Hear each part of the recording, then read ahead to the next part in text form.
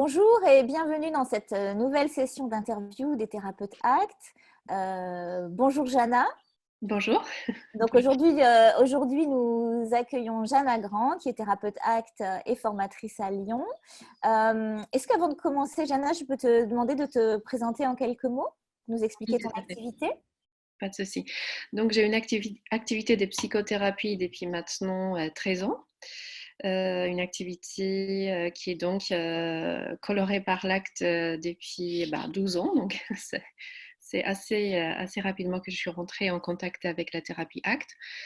Et donc, parallèlement, comme tu avais dit, depuis maintenant 10 ans, j'ai fait aussi des formations et j'anime des formations pour essayer de partager cette pratique avec toutes les personnes qui s'y intéressent. Ok, Voilà. merci. Alors, est-ce que tu pourrais nous dire quel est le cheminement qui t'a amené à la thérapie ACT?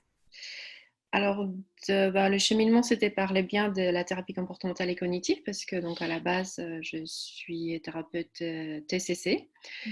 Et donc, dans les cadres de la TCC, en fait, j'ai rencontré Benjamin Schandorf, c'était en 2008, qu'il commençait en fait à présenter, faire des premières présentations de l'acte en France.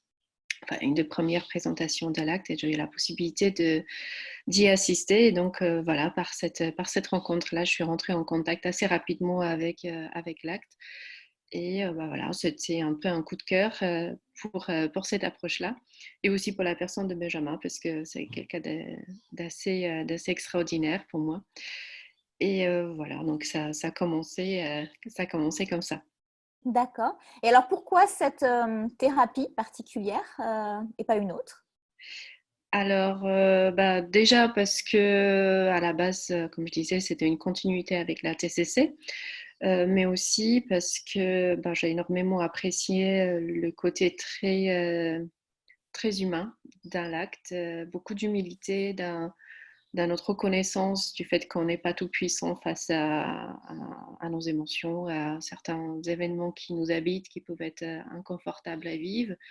Donc, on est dans une position vraiment d'humilité, en fait, dans l'acte, ce Mhm. qui me plaisait bien. Mais aussi une position qui nous permet, en fait, de continuer à développer nos compétences, nos ressources. Et voilà, ça, c'est quelque chose de très chouette que j'ai beaucoup apprécié dans l'acte. Ok. Et alors, quelles sont tes valeurs et tes objectifs thérapeutiques dans ta pratique de l'acte?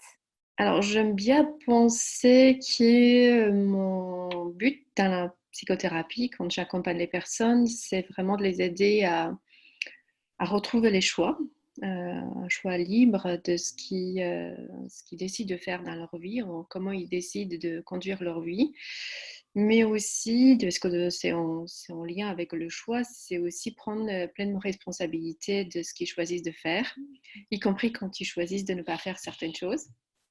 Parce que pour moi, c'est un point vraiment très central dans l'acte, c'est-à-dire de pouvoir décider de nous-mêmes, pas forcément ce qu'on va vivre, mais ce qu'on va pouvoir faire dans notre vie, et aussi se sentir responsable de tout ce que ça peut apporter du bien positif, et parfois aussi pas confortable, et parfois aussi des déceptions, parce que Mhm. voilà, tout ce qu'on fait réussit toujours comme on le souhaite. Mhm. Oui, c'est vraiment apprendre à prendre la responsabilité à la fois de ses actes, mais aussi de ses émotions, de ses pensées, sans les projeter sur l'autre. C'est ça? Alors, je ne sais pas dans quelle mesure on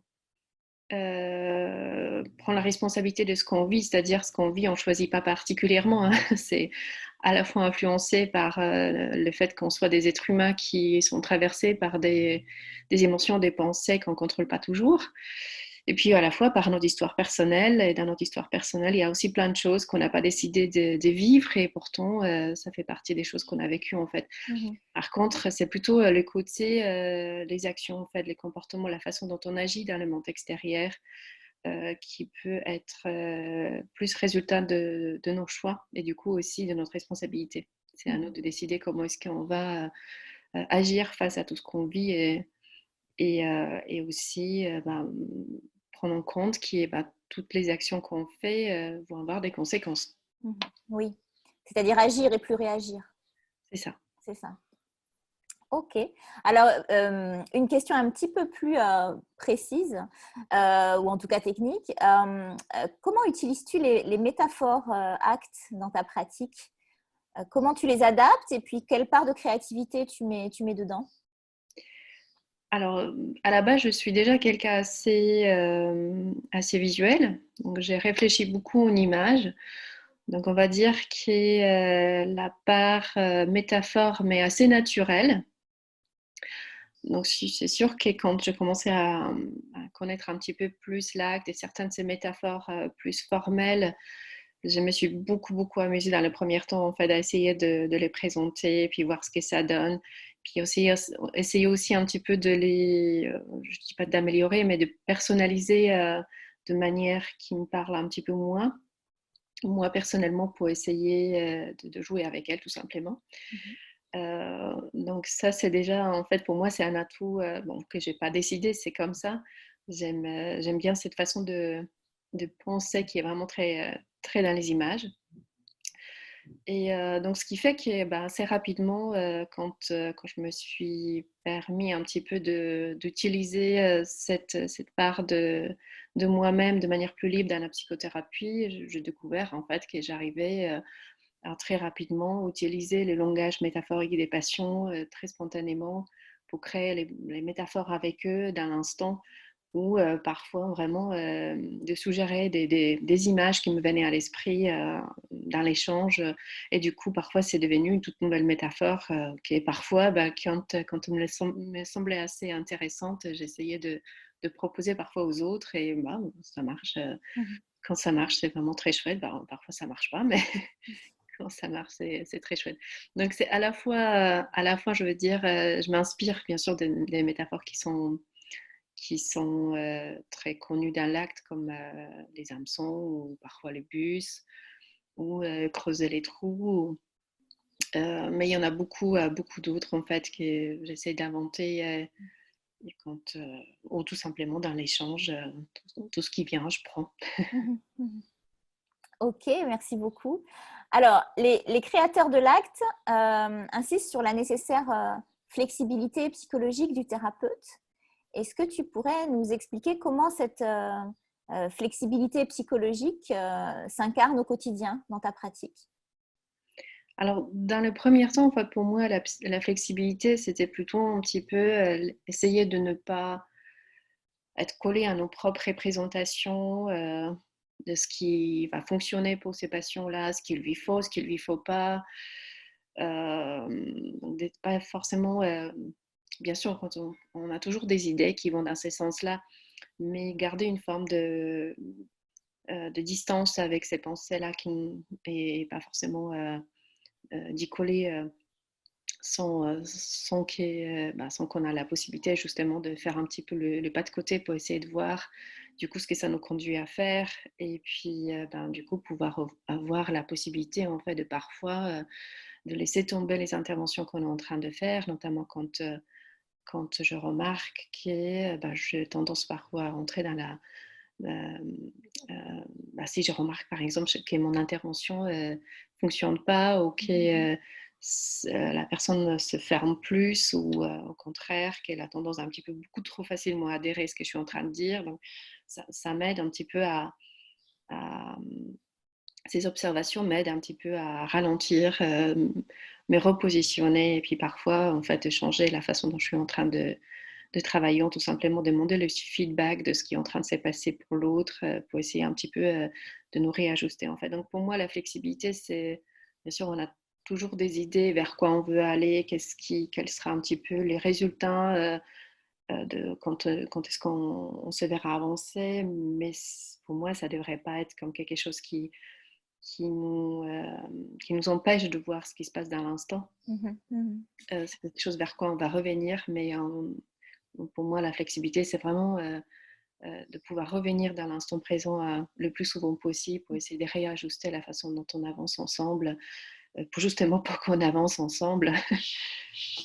Et donc, pour moi, il y a énormément donner le feedback et recevoir les feedbacks qui font partie de ça. D'accord. Et alors, justement, par rapport à ça, quels sont pour toi les signaux chez le patient qui te font te dire que là, ça marche, ou là, c'est efficace, ou là, c'est fonctionnel? Qu'est-ce qui fait signe pour toi chez le patient? Alors, il y a plusieurs choses qui me viennent à l'esprit. La première, ça sera quand on ressent une forme de fluidité dans nos échanges, là où peut-être avant il n'y avait pas. Quand aussi le langage du client change vis-à-vis de ses représentations habituelles. Donc, quand par exemple il avait tendance à dire bah, les choses sont comme ça, je suis comme ça, et puis quand je commence à l'entendre dire des choses un petit peu autrement, par exemple, comme oui, mon esprit me dit souvent ça, ou avec un langage un petit peu plus diffusionné. Mhm. Ça peut être aussi un petit peu pour moi des signes qu'il y a quelque chose qui sa façon d'interagir en tout cas avec est plus flexible, il y a plus d'espace possible. Et aussi quand il est moins dans les certitudes et plus dans cette optique de ben, je pourrais essayer d'explorer et puis je vais voir ce qui se passe en fait. Donc ça, Mhm. pour moi, c'est des bons indicateurs qu'on est en train de tourner vers quelque chose de plus ouvert et propice à l'exploration en fait, puisqu'en acte, il y a énormément d'exploration en fait. Les idées sont toujours des idées qui peuvent nous guider, y compris dans les bons sens, mais la part vraiment importante, c'est vraiment le travail d'exploration. Ok, Je ne sais pas merci. si je suis Oh. claire, Ah, mais si, c'est très clair et très intéressant. Merci beaucoup. Alors, si la thérapie ACT devait avoir changé une chose dans ta vie, qu'est-ce que ce serait? alors certainement, elle a changé plein de choses dans ma vie, mais une des choses importantes qu'elle a changé dans ma vie, c'est la façon dont j'aborde la relation. Donc déjà la relation thérapeutique, hein, parce que à travers de cheminements personnels que j'ai pu faire aussi dans l'acte, je me suis beaucoup plus émotionnellement et personnellement engagée dans mes relations avec les patients. Donc je me sens aussi pleinement responsable quand les choses avancent et aussi quand elles n'avancent pas. Donc je me sens aussi beaucoup plus proche de mes patients.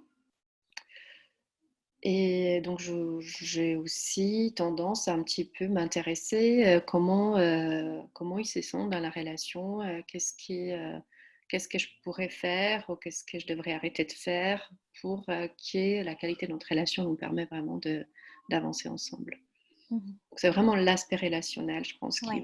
qui a vraiment été un point important pour moi, que l'acte m'a apporté. Après, bien évidemment, la question de valeur, mais bon, ça, je pense que c'est un peu pour tout le monde. Pour moi, c'était vraiment une découverte dans la psychothérapie, détourner notre regard vers qu'est-ce qui est important dans la vie plutôt que qu'est-ce qui ne va pas et comment il faut résoudre ça, en fait. Donc, bon, bien évidemment, c'était vraiment une dimension aussi très, très importante et ça reste quelque chose toujours très présent, y compris dans les moments difficiles ou vulnérables pour moi, de Mhm. commencer à regarder ben, quelles sont les choses importantes pour moi et comment est-ce que j'aimerais pouvoir me voir agir de manière qui pourra me faire sentir être plus proche de ce qui est important aussi pour moi personnellement. Mhm. Merci beaucoup. Et alors, dernière petite question. Tu sais que ces vidéos sont bon, pour tous les adhérents de l'association, mais un petit peu plus particulièrement pour les étudiants et que donc elle est organisée par la commission étudiant. Qu'est-ce que tu aurais envie de dire ou de conseiller à un étudiant qui aimerait peut-être découvrir la thérapie ACT? Hmm. Qu'est-ce que j'aimerais pouvoir leur dire? Je leur dirais que ACT, c'est une approche merveilleuse. C'est une approche humaine. C'est une approche où il s'agit aussi d'être courageux, parce que justement, il y a une part d'exploration qui est importante. Et c'est une approche dans laquelle on peut être vraiment connecté à soi et connecté à l'autre pleinement.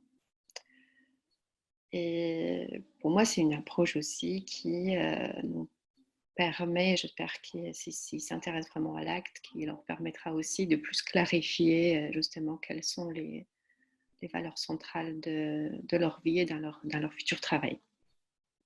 Eh ben, merci beaucoup. Ah, Merci beaucoup, Jana, et ben, à très bientôt. bah, merci à toi, bah, à très bientôt aussi, et puis bon courage pour les autres. Merci beaucoup.